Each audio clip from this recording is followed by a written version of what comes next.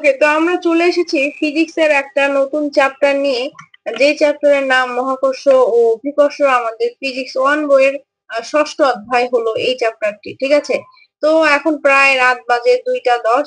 এই টাইমে আমি ভিডিও বানাচ্ছি মহাকর্ষ অভিকর্ষ চ্যাপ্টারের উপর। আমাদের সামনের 10 তারিখ থেকে মিড টার্ম এক্সাম শুরু হচ্ছে। তো এইখানকার প্রিপারেশনের জন্য আমি অলরেডি বলে রেখেছি আমাদের সিলেবাসে 6টা চ্যাপ্টার থাকবে।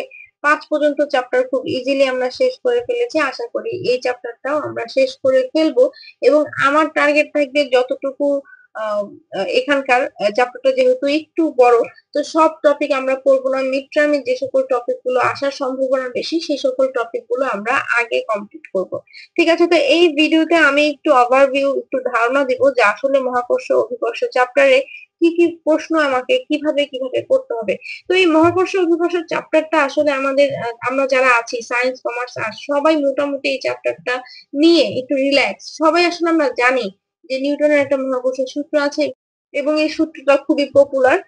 এই কোশ্চেন গুলো যখন আমরা সলভ করবো তখনও সবার কাছে এটা পরিচিতই মনে হবে। হ্যাঁ, তো কারো এত টেনশন করতে হবে না।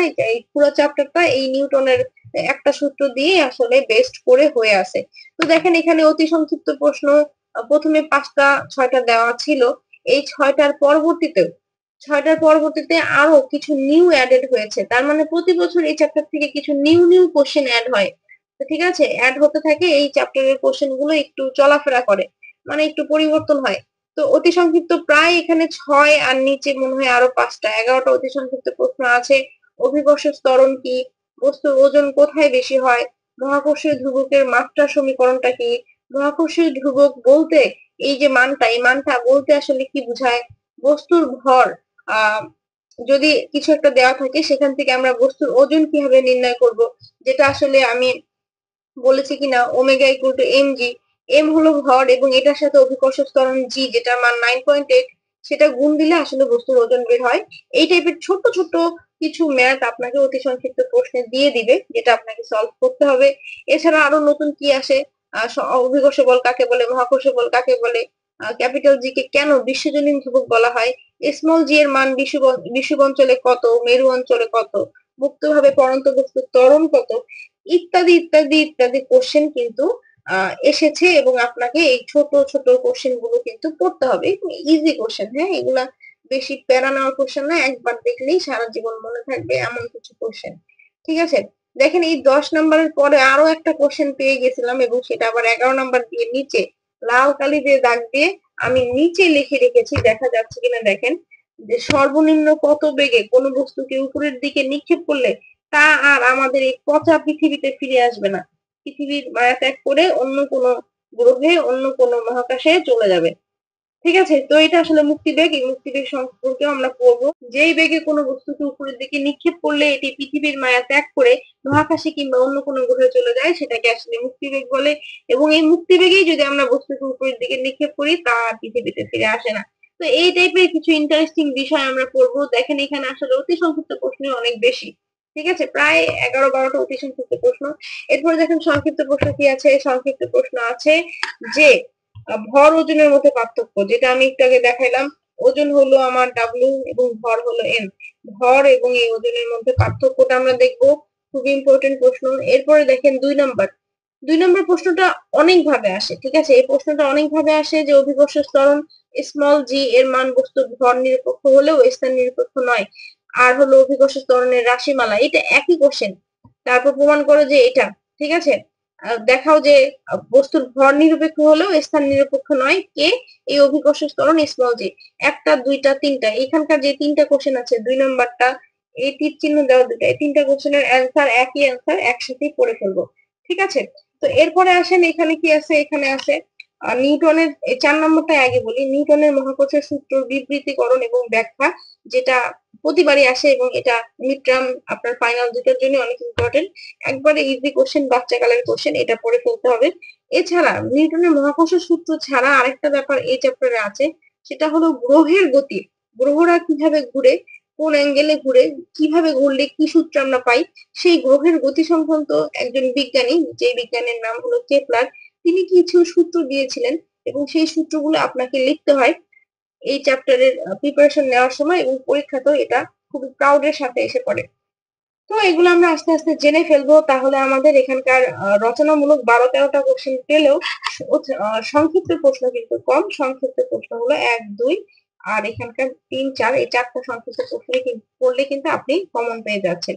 ঠিক আছে, এরপর আমি চলে আসি রচনামূলক অংশে, যেখানে আমি একটু আগে বললাম যে মুক্তিবেগ, এই বেগে আমি নিক্ষেপ করলে এটা পৃথিবীতে আসবে না, পৃথিবীর মায়া ত্যাগ করে অন্য কোথাও চলে যাবে।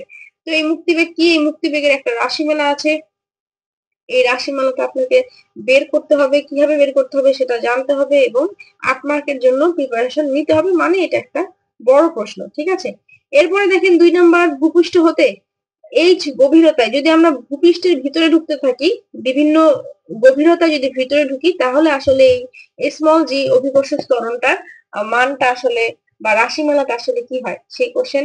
আবার যেভাবে আপনি পৃথিবীর ভিতরে ঢুকে যাবেন, ঠিক তেমনি ভাবেই যদি আমরা আবার ভূপৃষ্ঠের ভিতরে না ঢুকে ভূপৃষ্ঠ হতে এইচ উচ্চতায় উঁচু কোনো জায়গায় যাই, তখন এই অভিকর্ষ ত্বরণের রাশিমালাটা কিরকম হয়, এই যে এই টাইপের একটা রাশিমালা হয়, এই রাশিমালার প্রমাণটা আমরা শিখবো।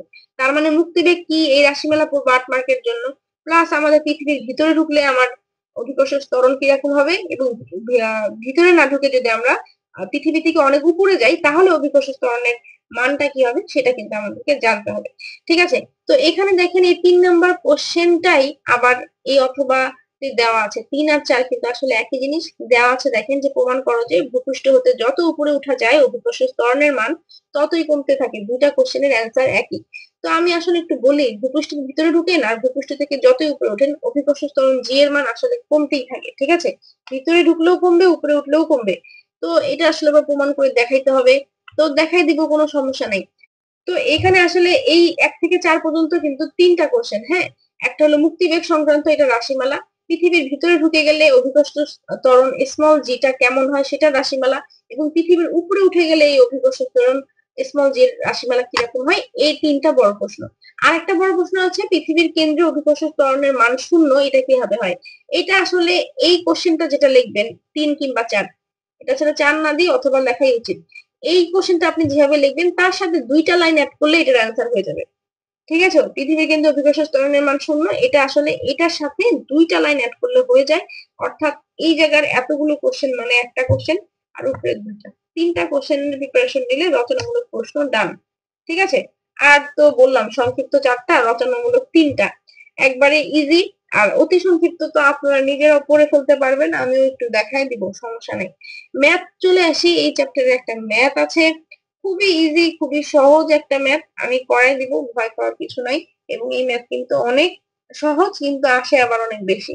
ঠিক আছে, তো ঠিক আছে, যেহেতু সহজ এবং অনেকবার বেশি আসবে, আমরা সহজেই এটা কোনো কিন্তু না রেখে সলভ করে ফেলবো। ঠিক আছে, তো এই ছিল আমার ষষ্ঠ অধ্যায় মহাকর্ষ অভিকর্ষ চ্যাপ্টারের ওভারভিউ। আশা করি সবাই ভালোভাবে ভিডিওটা দেখতে পারছেন, কোনো প্রবলেম হয় নাই আশা করি। আর প্রবলেম হইলেও একটু কষ্ট করে দেখে নিবেন, মাঝে মাঝে টেকনিক্যাল কারণে সাউন্ড ইস্যু থাকতে পারে বা ভিডিওতে কোনো ব্লারিনেস আসতে পারে, এটা নিয়ে টেনশন করেন না।